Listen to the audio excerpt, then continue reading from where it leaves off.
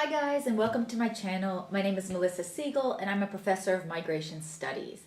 Today we're going to talk about remittances, basically the basics of remittances. So what do I mean by remittances? When people usually hear the term remittances, they think immediately of what I would call monetary or financial remittances.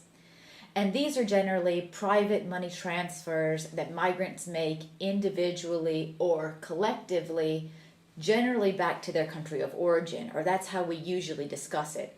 Of course, it's also possible for transfers to be sent from countries of origin to countries of destination. An example of this, for instance, would be students studying abroad and their parents sending money from perhaps India to the UK for the students' living expenses and perhaps their tuition.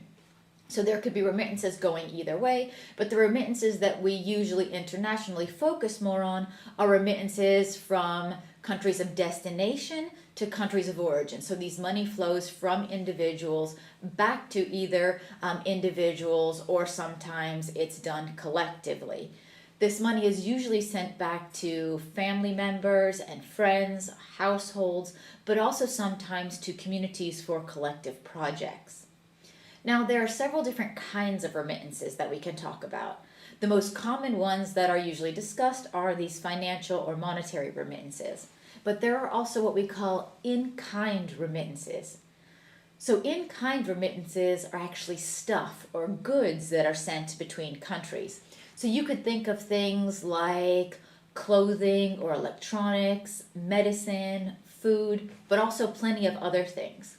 And of course, these in-kind remittances can also have monetary values, but it's not always easy to measure these. Sometimes we can still measure these in surveys or the things like that, but it's just important to know that we also see in-kind remittances being transferred regularly. Now, another kind of remittances that you can think of are what we call social remittances or social transfers. This term was originally coined by an academic whose name is Peggy Levitt. And the kind of original definition of social remittances was the transfer of ideas, behaviors, identity, and social capital from migrants to their communities of origin. However, of course, this definition has kind of expanded over time, and now sometimes social remittances are also seen as even broader, kind of transfers of knowledge and know-how and norms and things like that also. So social remittances can also be extremely important. You can see how monetary remittances, in-kind remittances, and social remittances could all be very important for how migration can affect development back in countries of origin. We're not going to talk too much about that today. Look for other videos that will be coming on my channel that will discuss more the effects of these remittances and how they affect development in the future. But right now what I want to do is zoom in on mainly monetary remittances. This is because monetary remittances are those that are measured most and that there's often the most focus on internationally. So if we look at monetary remittances, at least as of 2018, and this is generally data from the World Bank, we can see that monetary remittances were $689 billion worldwide. Now, if we focus only on remittances to developing countries, actually these remittances the majority are actually going to developing countries. So $529 billion in remittances were sent to developing countries in 2018. If we actually look at this next graph, what I'm showing you here is again some data from the World Bank, but these are remittance flows to low and middle income countries between 1990 and 2019. And what's interesting about this graph is, well, one, you can see very clearly that remittances have been growing over time. They also generally seem to be less volatile than other forms of external finance like foreign direct investment or official development aid.